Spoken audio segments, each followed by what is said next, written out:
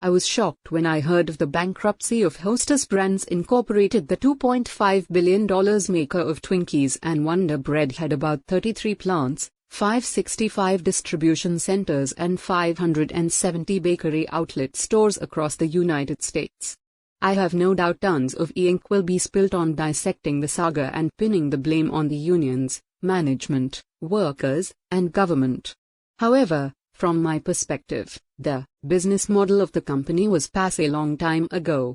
In this article, we contrast the Hostess Brands business model with that of the top-rung players in the food industry, the so-called ABCD, Archer Daniels, Bunge, Cargill and Dreyfus. Even you skim parts of the book The 5-Star Business Network. I urge you to read carefully, think and use the material in this article because it could make the difference between your company becoming the hostess of your industry, or one of the ABCDs.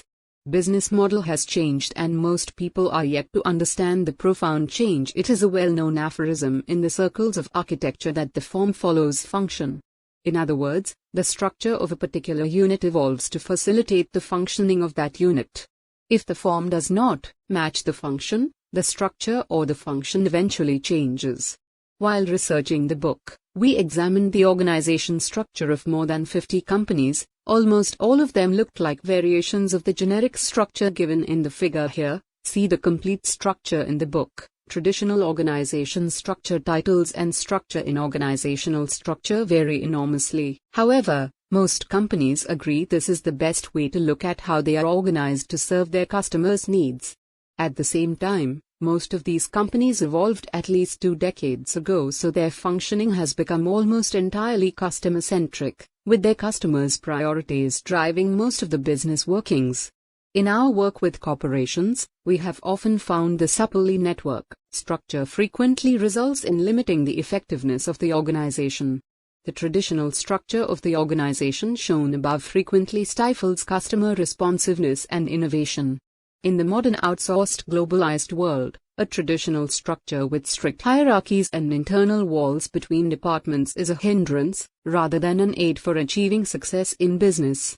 In today's hyper-competitive world of consumer electronics, Apple is a standout among peers as great as Sony, Samsung, Panasonic, Motorola, Nokia and Dell. With convergence, all of these companies are vying for their share of the consumer's wallet with increasingly similar products doing similar things. What did Apple do that its market value now surpasses Microsoft's? How did it manage to get over the entrenched competitive advantage of companies such as Sony, Motorola or Nokia? Your organization chart is the wrong model for your business. Our work in global supply network strategies and supply network design has convinced us that a modern distributed organization needs to look at redesigning its explicit structure to keep up with the realities of the business world, which has changed tremendously in the last 20 years. A typical supply chain now runs seamlessly across multiple continents, through boundaries of several organizations, to finally serve a customer with a unique product. To do so, organizations have created de facto structures, which are far different from the traditional structures that they have put in their organization charts. The purists might argue that this discussion does not really matter if organizations are already acting in accordance with a de facto structure, an argument which holds some merit. However, people who make up an organization respond to the explicitly shown structure, see the complete structure in the book, with much more enthusiasm and clarity than to a de facto or mutually understood structure. I believe that organizations should formalize their de facto structures and use them to gain further competitive advantage. For this purpose we have created the model customer-centric organization structure. Extract from the book The 5-Star Business Network, written by Vivek Sood. Read more on the 5-Star Business Network.